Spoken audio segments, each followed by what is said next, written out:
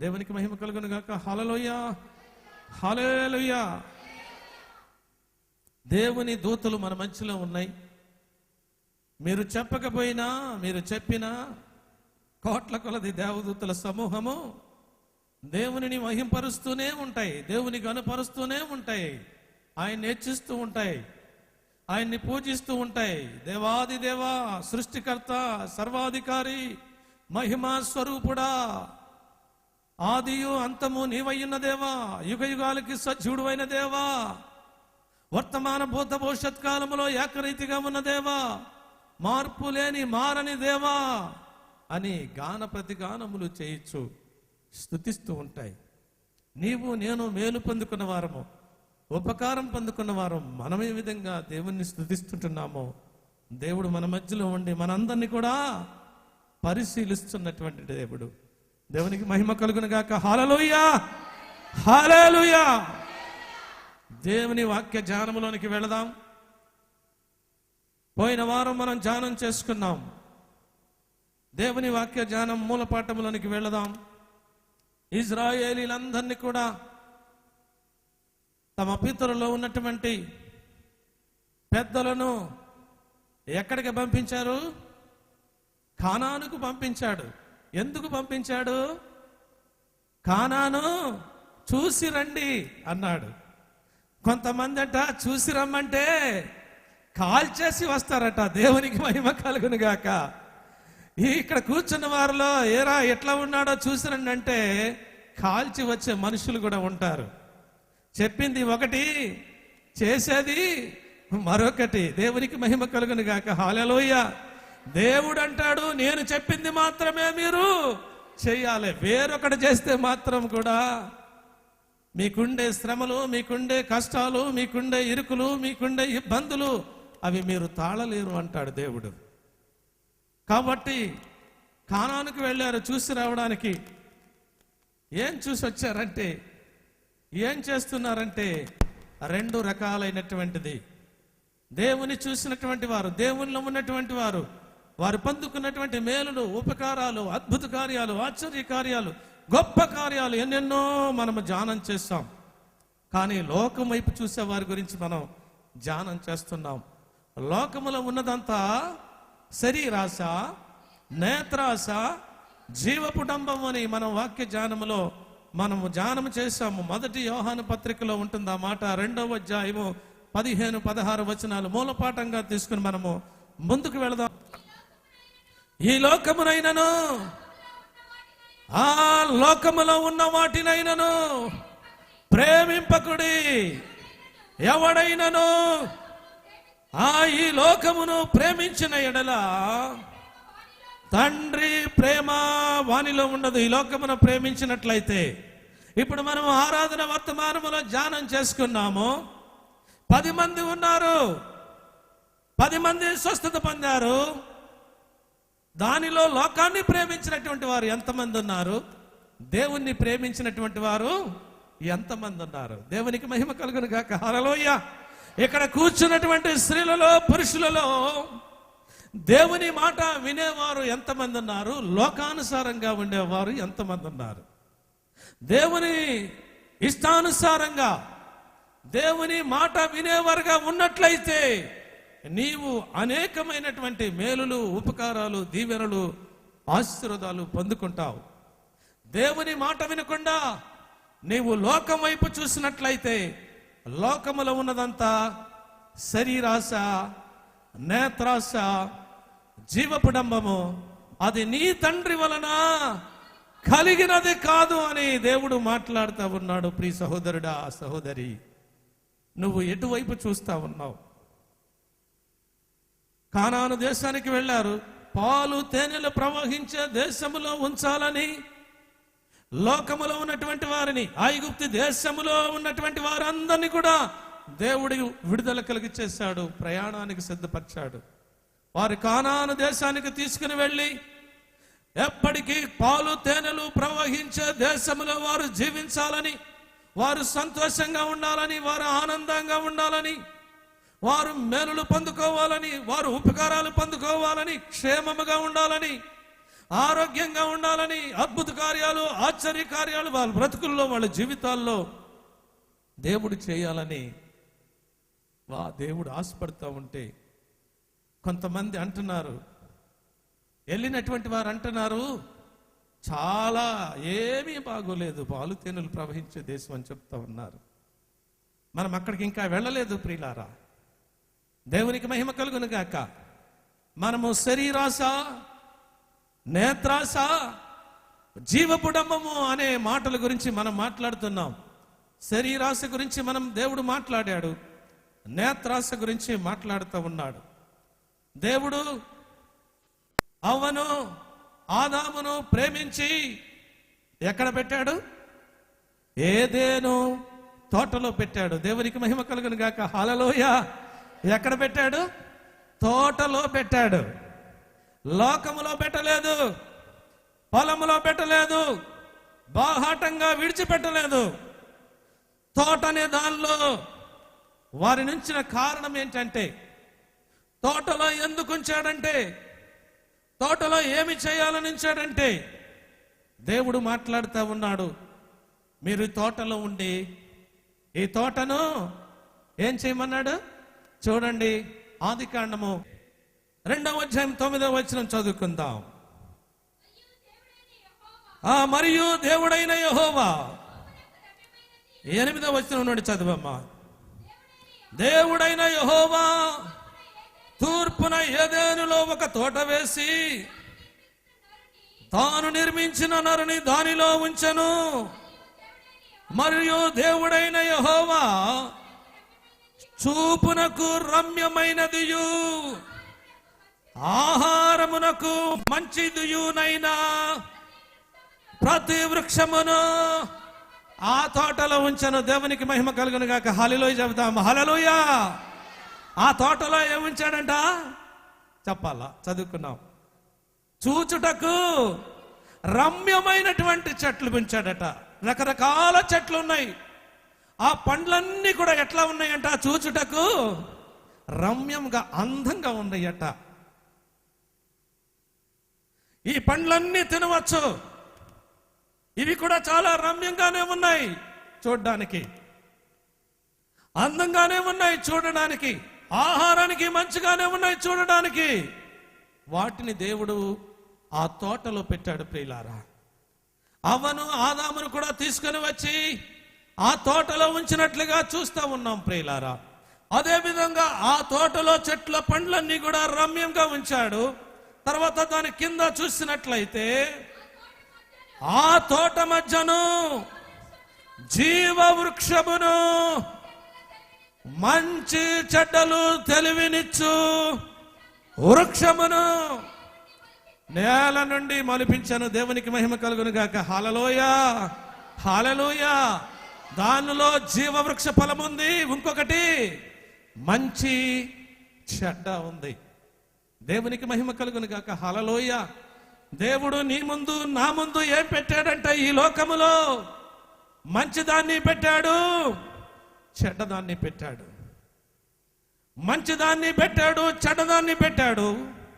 దేవుడు నిన్ను పిలిచి అంటున్నాడు, ఇదిగో ఇది చెడ్డది, ఇది మంచిది అంటున్నాడు.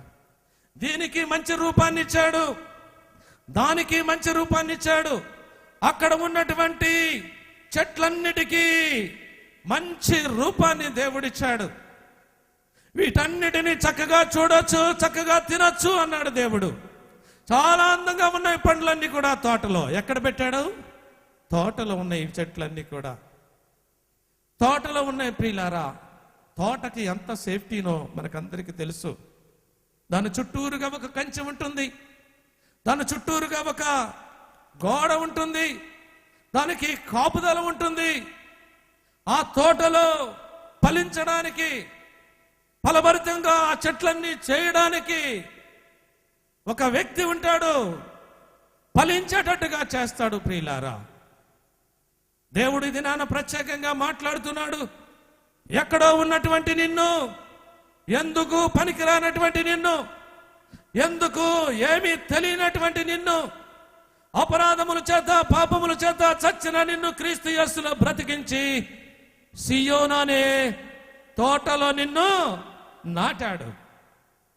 సియోన్ అనే తోటలో నాటినప్పుడు చాలా అందంగా కనబడతావేంటాయి అన్ని కూడా. మంచి చెడ్డ అనే దాన్ని నీ ముందు పెట్టాడు. నువ్వు మంచిదాన్ని కోరుకుంటే నీవు మేలు పొందుకుంటావు, నువ్వు జీవిస్తావు. నీ అద్భుత కార్యాలు, ఆశ్చర్య కార్యాలు, గొప్ప కార్యాలు నీ బ్రతుకులో, నీ జీవితంలో చూస్తావు సహోదరుడా, సోదరి. ఒకవేళ చెడ్డదాన్ని చూసినట్లయితే నీ కన్నులు, చెడ్డదాని గురించి ఆశపడినట్లయితే నీ కన్నులు, నీ బ్రతుకంతా కూడా శాపముతో నిండిపోతుంది. నీ కుటుంబం అంతా శాపముతో నిండిపోతుంది. నీ బిడ్డలందరూ కూడా శాపముతో నిండిపోతారు ప్రియులారా. ఎందుకనక చెడ్డదాన్ని నువ్వు అవలంబిస్తున్నావు గనక, ఎందుకనగా చెడ్డ మార్గాల్లో నువ్వు నడుస్తున్నావు గనక, ఎందుకనగా దుర్మార్గమైనటువంటి మార్గంలో నువ్వు నడుస్తున్నావు కనుక, వాటినే చూస్తున్నావు కనుక, వాటి యందు ఆనందిస్తున్నావు కనుక బహు భయంకరమైన స్థితి నీకు వస్తుందని దేవుడు ఈ దినాన హెచ్చరిక చేస్తున్నాడు. ఈ లోకంలో ఉంటుండగా యవ్వనస్తులు కొంతమంది, రక్షింపబడిన కుటుంబం ఒకటి ఉందంట. ఆ కుటుంబంలో తనకు ఒకగానొక కుమారుడు ఉన్నాడట. ఆ కుమారుడు చాలా గారాభంగా పెంచారంట ఆ కుమారుడిని. అయితే కుమారుడు రక్షణలోనికి రాలేదు, మారు మనసు పొందలేదు ప్రియులారా. ఆ కుమారుడు చేసే పని ఏంటంటే సినిమాలు చూడటం, షికార్లకు వెళ్ళటం, తనకిష్టానుసారంగా ఈ లోకములో జీవించేటటువంటి వాడు. ఒక దినాన ఒక సినిమా వచ్చిందంట. సినిమా చూస్తున్నారా స్త్రీలందరూ? చూస్తున్నారా సినిమా చూస్తే మీరు దేన్ని గ్రహిస్తున్నారు? మంచిని గ్రహిస్తారా, చెడ్డనా? మిమ్మల్ని ఏది ఆకర్షించుద్ది? చూస్తున్నారా సినిమా? చూసేవారు చేతులు ఎత్తుతారా? వద్దు, భయం నీకు ఎత్తొద్దు, అవసరంలా. నీలో ఉన్నదేదో నీకు గాక మరి ఎవరికి తెలుసు? దేవునికి మహిమ కలుగును గాక. హల్లెలూయా.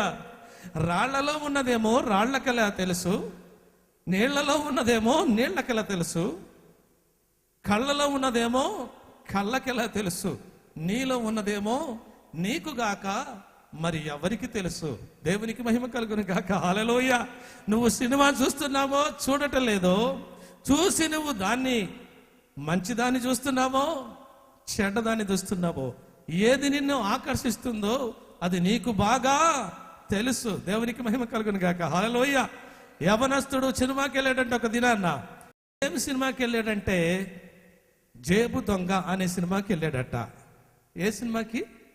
జేబు దొంగ అనే సినిమాకి వెళ్ళాడంట. సినిమాలో ఏముంటుంది? జేబులు కొట్టడం ఉంటుందన్నమాట.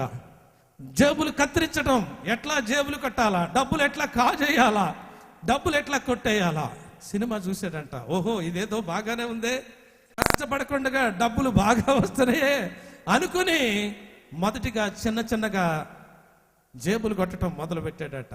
దేవునికి మహిమ కలుగును గాక. హల్లెలూయా. జేబులు కొట్టడం మొదలుపెట్టి చివరాఖరికి తను గజ దొంగగా మారిపోయాడట. దేవునికి మహిమ కలుగును గాక. హల్లెలూయా. తల్లిదండ్రులు ఎంత ప్రార్థన చేశారు, అంత భయంకరమైనటువంటి గజ దొంగ అయినటువంటి వాడు ఒక దినాన్న పట్టబడ్డాడట. పట్టబడి జైలుకి వెళ్ళి శిక్ష వేయబడిందట. దానికి ప్రతిఫలం వచ్చిందట. భయంకరమైనటువంటి గజ దొంగగా మార్చబడినటువంటి వాడు, కన్నాలేసేటువంటి వాడు, జైలు ఇచ్చినటువంటిది, కోర్టు ఇచ్చినటువంటి తీర్పు ఏంటంటే ఇతనికి యావజ్జీవ కారాగార శిక్ష విధిస్తున్నామని తీర్పు వచ్చిందట. దేవునికి మహిమ కలుగును గాక. హల్లెలూయా. సినిమా చూడటం వల్ల తనకేమొచ్చింది? ఏం సినిమా చూశాడు? జేబు దొంగ. దొంగగా మార్చబడ్డాడు. దొంగ పనులు చేశాడు. దొంగతనాన్ని నేర్చుకున్నాడు. ఏ విధంగా మోసం చేయాలో నేర్చుకున్నాడు. ఏ విధంగా అబద్ధం ఆడాలో నేర్చుకుంటున్నాడు. ఏ విధంగా మోసం చేయాలో ఈ లోకం వైపు ఉన్నవాడు, నేత్రాస కలిగిన వాడు చూసి అనేకమైనటువంటి దేవునికి విరోధమైనటువంటి నేర్చుకొని భయంకరమైన స్థితిలో పడతా ఉన్నారు యవ్వనస్తులు ఈ దినాల్లో. కాబట్టి ప్రియులారా, ఎందుకు ఈ విధంగా చెప్తూ ఉన్నానంటే, దేవుడు మన ముందు మంచిని చెడ్డని ఉంచాడు. ఒకవేళ సినిమా చూస్తే పర్వాలేదు, సినిమాలో నువ్వేమి నేర్చుకుంటున్నావు? అయ్యగారు సినిమా చూడమంటున్నారులే అని ఈ దినాన్ని నుండి నువ్వు సినిమా చూసావనుకో, మంచిదాన్ని దేన్ని కూడా నువ్వు అవలంబించవు. నువ్వు చెడ్డదే నిన్ను ఆకర్షించింది ప్రియులారా. చెడ్డ పనులే నిన్ను ఆకర్షిస్తాయి. దానిలో నుండి చెడ్డ వాటినే నువ్వు అవలంబిస్తావు. దేవునికి మహిమ కలుగును గాక. హల్లెలూయా. అవ్వ చేసిన పని కూడా అదే. ఏదెను తోటలో ఉన్నది, మంచి చెడ్డలు తెలివితేటలు ఇచ్చే పండు పెట్టాడు, జీవవృక్షము పెట్టాడు, తోటలో నాటింపజేశాడు. అంత మాత్రమే కాకుండా ఆ తోటలో చూచుటకు రమ్యమైన ఆహారమునకు మంచిది అయిన ప్రతి వృక్షమును ఆ తోటలో దేవుడు ఉంచాడు ప్రియులారా. వీటన్నిటిని చూడొచ్చు, వీటన్నిటిని తినొచ్చు అని దేవుడు చెప్పాడు. మీకు స్వేచ్ఛ ఉంది అని చెప్పాడు ప్రియులారా. మీకు స్వేచ్ఛ ఇస్తున్నానంటున్నాడు దేవుడు. దేవుడట ఎందుకు తీసుకొచ్చి పెట్టాడట అక్కడ చూడండి, 15వ వచనంలో ఉంటుంది ఆ మాట, చదువుకుందాం. 2:15. మరి అయ్యు దేవుడైన యెహోవా నరుని తీసుకొని ఏదెను తోటలో దేనికి తీసుకొచ్చాడంట? స్వేచ్ఛపరచడానికి తీసుకుని వచ్చాడట. స్వేచ్ఛపరచుటకును దానిని కాచుటకును దానిలో ఉంచాను. దేవునికి మహిమ కలుగును గాక. హల్లెలూయా. స్వేచ్ఛపరచాలి నిన్ను దేవుడు సియోను ప్రార్థనా మందిరంలోనికి ఎందుకు తీసుకుని వచ్చాడంటే, సియోను తోటలో నువ్వుండి నువ్వు ఫలించే చెట్టుగా ఉండాలా, నువ్వు ఫలమిచ్చే చెట్టుగా ఉండాలా. ఫలములేమనగా ఆత్మ ఫలములు నీవు ఫలించాలా, మంచి ఫలములు నీవు ఫలించాలా, శ్రేష్టమైన ఫలములు నీవు ఫలించాలా, ఉత్తమమైనటువంటి ఫలములు నీవు ఫలించాలా. అందుకే దేవుడు ఎక్కడో ఉన్నటువంటి నిన్ను, దూరంగా ఉన్నటువంటి నిన్ను, చీకటిలో ఉన్నటువంటి నిన్ను, పాపముతో ఉన్నటువంటి నిన్ను, శాపముతో ఉన్నటువంటి నిన్ను తీసుకుని వచ్చి దేవుడు ఉచితమైనటువంటి కృప చేత నిన్ను రక్షించి నీ పాపాలన్నిటిని కడిగి నిన్ను శుద్ధీకరించి నిన్ను పరిశుద్ధపరిచి ఇదిగో సియోను అనే తోటలో నిన్ను నాటాడు ప్రియులారా. దేవునికి మహిమ కలుగును గాక. హల్లెలూయా. ఆ తోటలో నువ్వే విధంగా ఉన్నావు? ఆ తోటలో ఫలించే చెట్టుగా ఉన్నావా? ఆ తోటలో మంచి చెట్టుగా ఉన్నావా? ఆ తోటలో రమ్యమైనటువంటి దేవునికి చూడటానికి ఇంపైనటువంటి చెట్టుగా ఉన్నావా? ఇంపైన సువాస కలిగిన చెట్టుగా ఉన్నావా? లేకుంటే మురుగు కంపు కొట్టేదానిగా ఉన్నావా నీవు? ఒకప్పుడు మురుగు కంపు కొట్టేటటువంటి వారం మనం, ఒకప్పుడు ఎందుకు పనికిరానటువంటి మనం, ఎందుకు పనికిరానటువంటి మనల్ని దేవుడు మనల్ని తీసుకుని వచ్చి సియోనులో నాటాడు. ఎఫెసీయులకు రాసిన పత్రిక 2వ అధ్యాయం 1వ వచనంలో ఉంటుంది ఆ మాట, చదువుకుందాం. ఎఫెసీయులకు రాసిన పత్రిక, మీ అపరాధముల చేతను పాపముల చేతను మీరు చచ్చిన వారై ఉండగా ఆయన మిమ్ములను క్రీస్తుతో కూడా బ్రతికించను. దేవునికి మహిమ కలుగును గాక. హల్లెలూయా. ఒకప్పుడు అపరాధముల చేత పాపముల చేత చచ్చినటువంటి మనల్ని ప్రేమించి క్రీస్తుతో కూడా బ్రతికించినటువంటి దేవుడు బ్రతికించి సియోను అనే తోటలో నిన్ను నాటాడు. నాటి నిన్ను ఫలించమని దేవుడు చెప్తా ఉన్నాడు.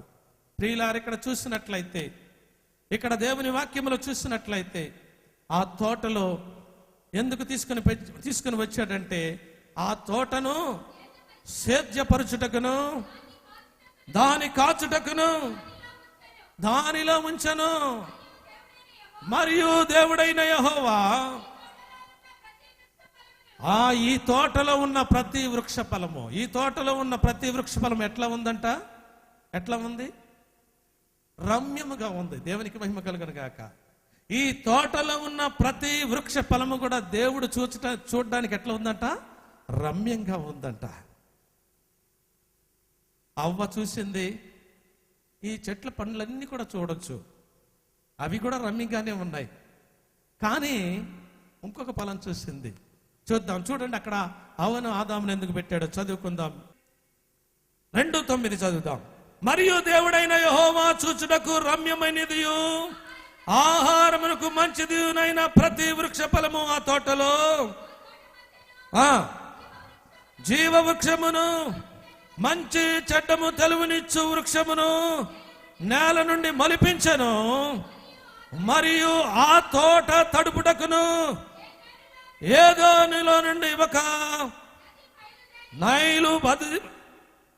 నది బయలుదేరి అక్కడి నుండి చీలిపోయి 4 శాఖలాయను. ఆ తోటలో చూసినట్లయితే 4 శాఖలుగా ఆ తోటలో నీరు పారుతూ ఉందట. దేవునికి మహిమ కలుగును గాక. హల్లెలూయ. ఆ తోటలో సమృద్ధిగా నీరు పారుతా ఉందట. ఆ చెట్లకు, ఆ తోటకు సమృద్ధి అయినటువంటి నీరు దేవుడిస్తా ఉన్నాడు. ఆ నీరును మనము ఆలోచన చేసినట్లయితే నీరు దేవుని వాక్యానికి సాదృశ్యంగా ఉంది ప్రియులారా. సియోనులో దేవుడు మాట్లాడుతూ ఉన్నాడు, సమృద్ధమైనటువంటి ఆహారం ఇస్తా ఉన్నాడు. ఆహారాన్ని తీసుకొని మీరందరూ కూడా, మేము మనమందరం కూడా ఫలించే చెట్టుగా ఉండాలా, రమ్యమైన చెట్టుగా ఉండాలా. చూడండి ఆ కాలువలు ఏ విధంగా ఉన్నాయో చూసినట్లయితే 11వ వచనంలో ఉంటుంది,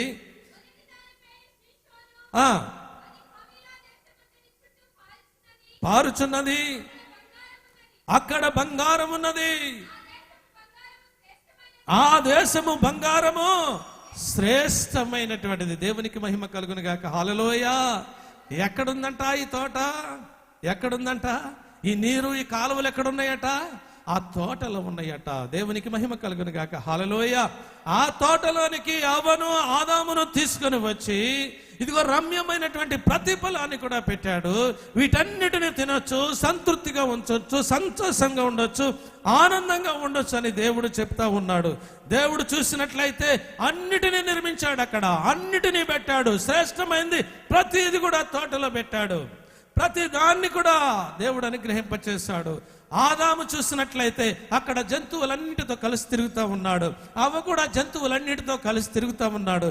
ఏ జంతువుకు ఏ పేరు పెట్టి పిలుస్తా ఉన్నాడో ఆ పేరు పెట్టి మాత్రమే జంతువు పిలువబడుతుంది. ఎందుకనగా ఆ తోటలో గొప్ప అధికారము దేవుడు అవ్వకు ఆదాముకి ఇచ్చాడు. ప్రియులారా, ఇదిగో మీరు దేనిని పేరు పెట్టి పిలుస్తారో ఆ పేరు పెట్టే ఈ జంతువు పిలువబడుతుందని గొప్ప అధికారం ఇచ్చినటువంటి దేవాది దేవుడు ఈ తోటలో మీరు తినడానికి మంచి ఆహారానికి అందమైనటువంటి ఫలాలు అన్నిటిని కూడా పెట్టాను. ఇదిగో మీరు ఒక్కటి మాత్రం తినకూడదు అన్నాడు.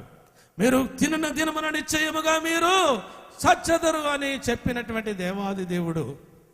3వ అధ్యాయము, అందుకు స్త్రీ, ఈ తోట చెట్ల ఫలములలో మేము తినవచ్చును, అయితే తోట మధ్యనున్న చెట్టు ఫలములను గూర్చి దేవుడు మీరు చావకుండునట్లు వాటిని తినకూడదని, వాటిని ముట్టకూడదని చెప్పాను. దేవునికి మహిమ కలుగును గాక. హల్లెలూయ. ఆ తోటలో పండ్లన్నీ రమ్యంగా ఉన్నాయి, ఆ తోటలో పండ్లన్నీ అందంగా ఉన్నాయి. ఒకటే ఒక మాట చెప్పాడు దేవుడు, ఈ చెట్టు పండు మాత్రం మీరు తినకూడదు, తినిన దినమున మీరు నిశ్చయముగా చచ్చెదరు. ఏది చెడ్డది అయి ఉంటుందో మానవుని దృష్టి దాని మీదే ఆకర్షించింది. పిల్లారా, మంచి దాని మీదకి పోదు, మంచి దానిని చూడదు. చెడ్డది ఏదైతే ఉంటుందో, మోసకరమైనటువంటిది ఏదైనా ఉంటుందో, పాడు చేసేది ఏదైతుంటుందో అది బాగా మనిషిని ఆకర్షించుద్ది. అది మనిషిని పాడు చేస్తుంది, అది మనిషిని పతనం చేస్తుంది, ఆ మనిషిని బాగుపడకుండా చేస్తుంది, ఆ మనిషిని ప్రయోజకుడు కాకుండా చేస్తుంది. నువ్వు తాగుడికి అలవాటు పడినట్లయితే అది చూడటానికి తాగటానికి చాలా నీకు రుచికరంగా ఉండొచ్చు, కానీ చివరికి నిన్నది కట్ల పాంబోలే కాటు వేస్తుందని బైబిల్ గ్రంథంలో రాయబడింది. పిల్లారా, సిగరెట్ బాగానే తాగొచ్చు, సిగరెట్ మీద సిగరెట్ తాగొచ్చు, బాగా అలవాటు పడవచ్చు, కానీ చివరికి అది నీ గుండెని తినేసి పనికి రాకుండా చేసి ఒక భయంకరమైనటువంటి జబ్బుకు నిన్ను సిద్ధపరుస్తుంది. అది దాని నుండి నువ్వు మరణిస్తావు, ఆ శాపము నుండి నువ్వు బయటికి రాలేవు. ఒక దొంగతనం నేర్చుకున్నావు అనుకో, ఆ దొంగతనానికే అలవాటు పడతావు. నువ్వు ఆ దొంగతనం నుండి నువ్వు బయటికి రావాలంటే చాలా కష్టం. చివరాఖరికి నిన్ను సత్యంగా నాశనం చేయడానికి అది దారి తీస్తుంది. అదే విధముగా ప్రతి ఒక్క చెడ్డది కూడా మానవుని పాడు చేయడానికి ఈ లోకంలో ఉంది. ప్రియులారా, అనుభవించదరు, సమ్మతింపక తిరుగుబడిన ఎడల నిశ్చయముగా మీరు ఖడ్గము పాలగుదురు. దేవునికి మహిమ కలుగును గాక. హల్లెలూయా. దేవుని మాట విన్నట్లయితే నువ్వు బ్రతుకుతావు అని చెప్పాడు.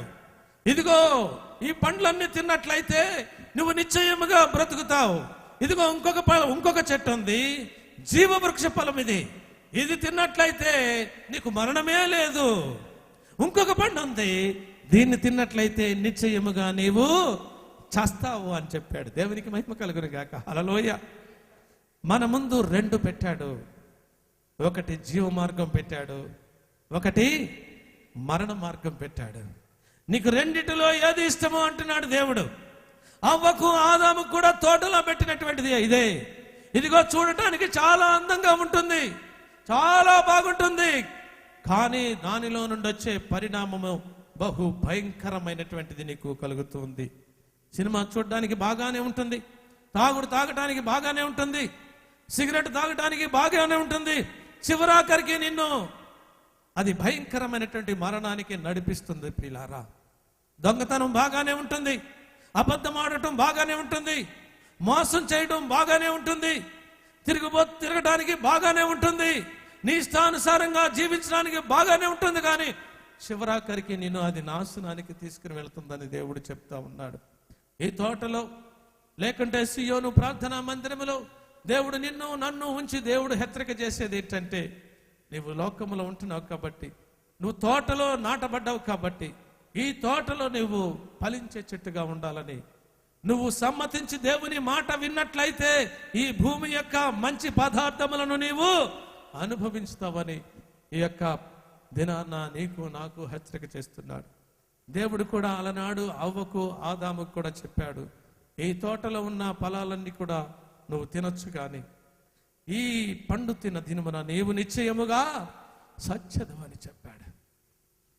అక్కడ దేవునికిని సాతానుకిని అక్కడ జరుగుతూ ఉంది. దేవుడు ఏమంటున్నాడు? నిశ్చయముగా నీవు చస్తావంటే, సాతానుడు ఏమంటున్నాడు? నీవు చావనే చావు అంటున్నాడు. దేవునికి మహిమ కలుగును గాక. హల్లెలూయా. ఎవరు మాటినాలి? మనము సియోను ప్రార్థనా మందిరంలో ఉన్నవారు దేవుని మాటినాలా, లేకుంటే లోకములో ఉన్నటువంటి సాతాను మాట వినాలా? దేవుని మాట వినాలి. దేవుని మాట విన్నవారైతే ఏం చేయాలా? దేవుని మాట వింటున్నారు, కరెక్టే, దాన్ని ఏం చేయాలా? గ్రహించాలా. గ్రహిస్తున్నారా? ఎంతమంది గ్రహిస్తున్నారు? కొంతమంది గ్రహిస్తున్నారు అనుకుందాం. గ్రహించిన వారు ఏం చేయాలా? దాని ప్రకారంగా నడుచుకోవాలా. నడుచుకుంటే ఏం జరుగుతుంది? మేలు జరుగుతుంది. నడుచుకుంటే ఏం జరుగుతుంది? ఉపకారం జరుగుతుంది. నడుచుకుంటే ఏం జరుగుతుంది? ఆశ్చర్య కార్యాలు జరుగుతాయి. నడుచుకుంటే ఏం జరుగుతుంది? అద్భుత కార్యాలు జరుగుతాయి. నడుచుకుంటే ఏం జరుగుతుంది? నీ కుటుంబంలో క్షేమం ఉంటుంది. నడుచుకుంటే ఏం జరుగుతుంది? నీ కుటుంబంలో సంతోషం ఉంటుంది, నీ కుటుంబంలో ఆనందం ఉంటుంది, నీ కుటుంబంలో అనేకమైనటువంటి దీవెనలు, అనేకమైనటువంటి ఆశీర్వాదాలు, అనేకమైనటువంటి మేలులు దేవుడిచ్చే దేవుడై ఉంటున్నాడు. కానీ లోకములో ఈ విధంగా నడుచుకోవటం లేదు. చెడ్డదాని వైపే నీ కన్నులు చూస్తూ ఉన్నాయి. చెడ్డదాని మీ మార్గంలోనే నడుస్తున్నావు నువ్వు. చెడ్డదాని వైపే మరలుకుంటున్నావు నీవు. నీ ఆలోచనలన్నీ చెడ్డదాని వైపే వెళుతున్నాయి. చివరికి అది నిన్ను నాశనానికి నడిపిస్తుందని బైబిల్ గ్రంథం చెప్తా ఉంది. దేవుడి తోటలో చూపించినటువంటి సందర్భము చూసినట్లయితే నిశ్చయముగా చచ్చెదరని దేవుడు చెప్పినప్పుడు సాతాన్ అంటుంది అక్కడ, చూడండి, చదువుకుందాం. సర్పము, మీరు చావనే చావరు, ఏలయనగా మీరు వాటి తిను దినమున మీ కన్నులు తెరవబడిననియో, మీరు మంచి చెడ్డలు ఎరిగిన వారై దేవతల వలె ఉందరని దేవునికి తెలియనని చెప్పాను. దేవునికి మహిమ కలుగును గాక. హల్లెలూయా. మంచి చెడ్డలు తెలుసుకుంటారు మీరు దేవతలు అయిపోతారు. చెడ్డను చూస్తే ఏమైపోతారు? ఒకవేళ చెడ్డను అవలంబించి నడిచారనుకోండి, ఏమైపోతారు? దేవతలు అయిపోతారు. పోయిన వారం ధ్యానం చేశాం. దేవతలందరూ ఎట్లా ఉంటారు, ఏ రకంగా ఉంటారు? దేవతలు ఎట్లా ఉంటారు? కళ్ళుండి చూడలేరు, ముక్కుండి వాసన చూడలేరు, చెవులుండి వినలేరు, నోరుండి మాట్లాడలేరు, వాటిని చేయవారును వాటిని పోలిన వారును వాటితో సమానులు అన్నారు.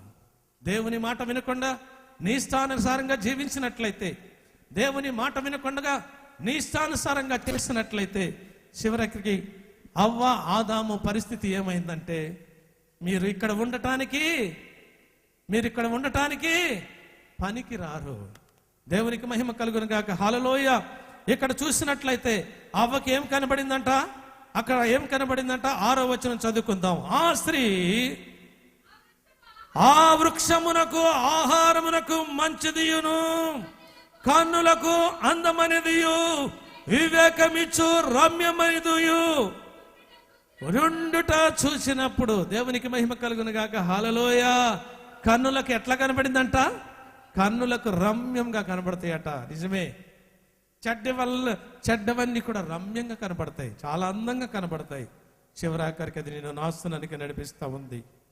అవ్వ చూసినట్లయితే ఈ చెట్టు ఫలాలన్నీ కూడా ఎట్లా ఉన్నాయంట? దేవుడు చూడడానికి ఎట్లా ఉన్నాయంట? అవి కూడా చాలా రమ్యంగానే ఉన్నాయంట. కానీ మంచి చెడ్డ అనేది రెండు పెట్టాడు కాబట్టి ఆ యొక్క కన్నులు చెడ్డదాని వైపు మాత్రమే పోయినవి. చివరాఖరికి ఆ చెడ్డదాన్నే అవలంబించినట్లుగా చూస్తున్నాం ప్రియులారా. చూసినప్పుడు నిశ్చయముగా ఏమొచ్చింది? వాళ్ళకి ఏమొచ్చిందంట? నిశ్చయముగా నీవు సత్యదువు అన్నప్పుడు, సత్యవారు ఎక్కడ ఉండకూడదు? తోటలో ఉండకూడదు అనమాట. సచ్చిన వారు ఎక్కడ ఉండాలా? బయటే ఉండాలా. సచ్చిన వారిని ఇంట్లో పెట్టుకుంటారా? ఎన్ని రోజులు పెడతారు? ఒకరోజు పెడతారు, 2 రోజులు పెడతారు, 3వ రోజున ఏమవుతారు? మురుక్కంపు కొడతారు. ఇంకా ఉండటానికి లాభం లేదు, ఎక్కడ పెట్టినా లాభం లేదు, ఎక్కడ ఉండినా లాభం లేదు. కాబట్టి ఎక్కడ తీసుకెళ్లాలా? బయటికి తీసుకెళ్ళిపోవాలా. ఎక్కడో దూరంగా, ఎక్కడ కూడా పెట్టడానికి వీల్లేదు, దూరంగా పెట్టాలా. ఏమైపోయారు వీళ్ళు? అవ్వ ఆదాం ఏమైపోయారు? చచ్చిపోయారు. దేవునికి మహిమ కలుగును గాక. హల్లెలూయా. చచ్చిపోయారు కాబట్టి ఎక్కడ ఉండటానికి వీల్లేదు? తోటలో ఉండటానికి మీకు వీలు లేదు. ఇక్కడ నుండి మీరు బయటికి వెళ్ళిపోండి అని దేవుడు ఏం చేశాడంటే వాళ్ళిద్దరిని కూడా బయటికి పంపించేశాడు. దేవునికి మహిమ కలుగును గాక. హల్లెలూయా. ఆ తోటలో వారికి ఇచ్చినటువంటి ఆధిక్యత, వారికి ఇచ్చినటువంటి గొప్పతనం ఏంటంటే, ఆ తోటను స్వేచ్ఛపరచడానికి దేవుడు అందులో ఉంచాడు. ఆ తోటను కాయటానికి అందులో ఉంచాడు. ఆ తోటను ఉన్నటువంటి జంతువులన్నిటినీ కూడా ఏ పేరు పెట్టి పిలిస్తే ఆ పేరు పెట్టి పిలువబడింది. ఆ తోటలో సంతోషం ఉంది, ఆ తోటలో ఆనందం ఉంది, ఆ తోటలో దేవాది దేవుడు ప్రతిదినం వచ్చి వారిని కలుసుకొని మాట్లాడుతూ ఉండేవాడు. ఆ తోటలో దేవుని మహిమ ఉంది, ఆ తోటలో దేవుని ప్రభావం ఉంది, ఆ తోటలో దేవుని శక్తి ఉంది, ఆ తోటలో సంతోషం ఉంది, ఆ తోటలో ఆనందం ఉంది, ఆ తోటలో నెమ్మది ఉంది, ఆ తోటలో క్షేమం ఉంది, ఆ తోటలో కాపుదల ఉంది. దేవుడు చుట్టూ కూడా కంచెను వేశాడు ఆ తోటకి. కానీ ఒకటి మాత్రము దేవుడు చెప్పాడు, ఇదిగో ఈ చెట్లు ఫలాలన్నీ తినవచ్చును, కానీ ఈ చెట్టు పండు మాత్రము తినవద్దన్నాడు. ఆజ్ఞ ఇచ్చాడు. అవ్వ ఆదాము ఆజ్ఞ అతిక్రమించారు. ఆజ్ఞ అతిక్రమమే పాపము అని చెప్పబడింది. పాపము నుండొచ్చు జీతము మరణము అని చెప్పబడింది. ప్రియులారా, ఈ దినాన దేవుడు నీతో మాట్లాడేది ఏంటంటే, మంచిని చెడ్డను నీ ముందు పెట్టాడు ఈ లోకములో. నువ్వు మంచిగా జీవించాలనుకున్నా అంటే యేసయ్యను నీ హృదయంలో చేర్చుకోవాలా, నీ ఇంటిలో చేర్చుకోవాలా. యేసయ్య దేవుని మందసము నీ ఇంటిలో ఉండాలా, నీ గృహములో ఉండాలా. నీవు దేవుని యందు భయం కలిగి ఉండాలా, నీ భర్త దేవుని యందు భయం కలిగి ఉండాలా, నీ బిడ్డలు దేవుని యందు భయం కలిగి ఉండాలా. ఇదిగో చెడ్డ వాటి వైపు నువ్వు చూడకూడదు, ఈ లోకం వైపు చూడకూడదు, నేత్రాస కలిగి నువ్వు ఉండకూడదు. ఇదిగో దేవుని చూసే కన్నులు నీకుండాలని పరిశుద్ధాత్మ దేవుడు హెచ్చరిక చేస్తా ఉన్నాడు. నువ్వు దేవుని చూసినట్లయితే దేవునితో మాట్లాడతావు, దేవునితో సంతోషిస్తావు, దేవునితో ఆనందిస్తావు. ఆయన జీవము కలిగినటువంటి తోటలో నిన్ను నాటుతాడు దేవుడు. నీకు సమృద్ధి అయినటువంటి నీరిస్తాడు, సమృద్ధి అయిన ఎరువు వేస్తాడు, సమృద్ధి అయినటువంటి దాన్ని నీకు ఇచ్చి ఫలించే చెట్టుగా చేస్తాడు నిన్ను. దేవుని వాక్యములో చూసినట్లయితే ఫలించని ప్రతి చెట్టును నరకబడి అగ్నిలో వేయబడినని మత్తయి సువార్తలో ఉంటుంది. ప్రియులారా, నువ్వు ఏ విధంగా ఉన్నావు? ఇదిగో సియోను అనే తోటలో నాటబడ్డావు. నువ్వు ఫలించే చెట్టుగా ఉన్నావా? ఫలమించే చెట్టుగా ఉన్నావా? లేకుంటే నేత్రాశ కలిగి ఉన్నావా? ఈ లోకం వైపు చూస్తున్నావా? శరీరాశ, నేత్రాశ, జీవపడంబములో నీలో ఉన్నట్లయితే అది మన తండ్రి వలన కలిగినది కాదు అని చెప్పబడుతుంది. పిల్లారా, దేవునికి మహిమ కలుగును గాక. హల్లెలూయా. కాబట్టి అవ్వ చూసినట్లయితే చూసింది, కండ్లతో ఏం చూసింది? రమ్యమైన దాన్ని చూసింది. చూసి నాశనం కొని తెచ్చుకుంది. తన ఒక్కటి మాత్రమే కాకుండా తన భర్త కూడా అది తినటం వలన మీ ఇద్దరు కూడా ఇక్కడ ఉండటానికి వీలు లేదని ఇద్దరిని కూడా ఎక్కడికి తోశాడు? లోకములోనికి, బయటికి, తోటలో నుండి బయటికి పంపించేసినట్లుగా చూస్తున్నాం. ప్రియులారా, ఈ లోకములో ఉన్నదంతా కూడా శరీరాశ, నేత్రాశ, జీవపుడంబము, అది దేవుని వల్ల కలిగినది కాదు. కాబట్టి దేవుడు మాట్లాడుతూ ఉన్నాడు నీతో. ఇది నాన్న ప్రత్యేకంగా నువ్వు ఏ విధంగా ఉన్నావు? సియోనులో దేవుడు నిన్ను ప్రేమించాడు, నిన్నుంచాడు. నువ్వు దీవెనలో ఆశీర్వాదాలు పొందుకోవడానికి ఉన్నావా? సంతోషం, ఆనందం పొందుకోవడానికి ఉన్నావా? లేకుంటే బయటికి వెళ్ళిన వెంటనే లోకం వైపు చూస్తున్నావా? లోకములో ఉన్న ఆశల వైపు చూస్తున్నావా? అది నిన్ను నాశనానికి నడిపిస్తుంది, అది శాపానికి నడిపిస్తుంది.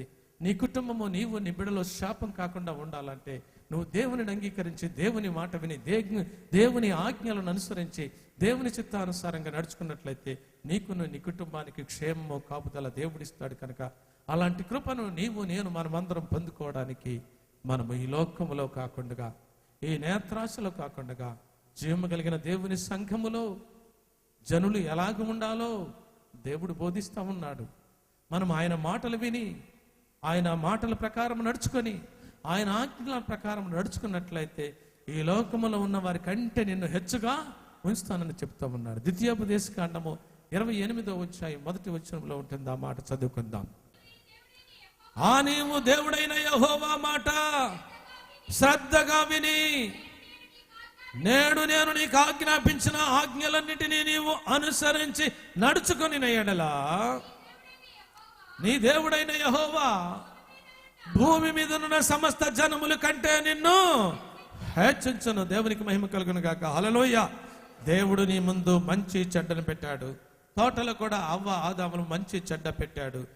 చెడ్డ వాటిని చూసినప్పుడు వారు తోటల నుంచి బయటికి తోసివేయబడ్డారు. ఈ లోకం వైపు చూశారు కనుక లోకములో ఉన్నారు. క్లియరా? కాబట్టి నీవు, నేను కూడా సియోను ప్రార్థనా మందిరంలో నాటబడ్డాం కనుక రక్షింపబడ్డాం, మారు మనసు పొందాం, పాపక్షమాపణ పొందినటువంటి మనమందరం కూడా లోకం వైపు చూడకుండా, లోకాసుల వైపు చూడకుండా దేవుని వైపు చూస్తూ మన జీవితకాలం అంతా, మన బ్రతుకు దినములన్నీ ఆయన కుమారులుగా, ఆయన కుమార్తెలుగా జీవించి పరలోక వారసులుగా అవడానికి దేవుడు తన కృపనిచ్చేలాగా మనమందరం కూడా ప్రార్థన చేసుకుందాం. దేవుడి కొద్ది మాటలు దీవించి ఆశీర్వదించును కాక. ఆమేన్. వచ్చే మిగిలినటువంటి వర్తమానం వచ్చే వారం ధ్యానం చేసుకుందాం, ప్రార్థన చేసుకుందాం. పరిశుద్ధుడైన తండ్రి, జీవము కలిగిన మా యేసయ్య, నీ గణపాదాలకు వందనాలు, స్తుతులు, స్తోత్రాలు చెల్లించుకుంటున్నాం. ఏదైనా తోటలో వృక్ష ఫలాలన్నీ కూడా ఎంతో సుందరంగా ప్రభా మీరు ఉంచారు ప్రభా. అదేవిధంగా జీవవృక్ష ఫలాన్ని, మంచి చెడ్డలు, తెలివితేటలు ఇచ్చే ఫలాన్ని కూడా ఉంచారు ప్రభా. అవ్వ, ఆదాము మీరు చెప్పారు ఆజ్ఞ అతిక్రమించొద్దని. ఇది తినిన దినమున మీరు నిశ్చయముగా సత్యధరని చెప్పిన దేవానికి స్తోత్రం. చెడ్డ దాని వైపే వారు కన్నులు వెళ్ళినందువలన వారి తోటలో నుండి బయటికి నెట్టివేయబడ్డారు, పంపించబడ్డారు ప్రభా. అనేకమైన శాపాలు వచ్చినాయి ప్రభా. ఆయా పాపము నుండి వచ్చే శాపం వారికి వచ్చింది కనుక ప్రభా, ఇదిగో ఆ పాపము నుండి, శాపము నుండి విడిపించడానికి 2013 సంవత్సరాల క్రితమే ఈ లోకములోనికి వచ్చి నన్ను, మమ్మలను కూడా నాయన విడిపించి మరలా సియోన్ అనే తోటలో మమ్మల్ని నాటావు ప్రభా. ఈ తోటలో ఉన్నటువంటి మమ్మలను ఫలించే వారిగా, ఫలభర్తలుగా ఉండేవారిగా చేసి దీవించి ఆశీర్వదిస్తానంటున్నారు ప్రభా. చెడ్డదాని వైపు మీ కన్నులు చూడొద్దంటున్నారు. చెడ్డదాని నుండి వచ్చే శాపము బహుభయంకరమని చెప్తున్నారు ప్రభా. మేము కూడా మంచి వాటిని చూసి ప్రభా, నీ చిత్తానుసారంగా మీ ఆజ్ఞలు అనుసరించి నడుచుకునే వారిగా మమ్మల్ని ఆయత్తపరిచి మమ్మల్ని అందరినీ కూడా మీరు దీవించి కృపాక్షేమములతో ఉంచి మహిమ, ఘనత, ప్రభావాలు పొందుకుంటారని నన్ను మమ్మల్ని మీ చేతులకు అప్పగించుకుంటూ యేసయ్య పరిశుద్ధ నామములో స్తుతించి వేడుకుంటున్నాం పరమ తండ్రి. ఆమేన్.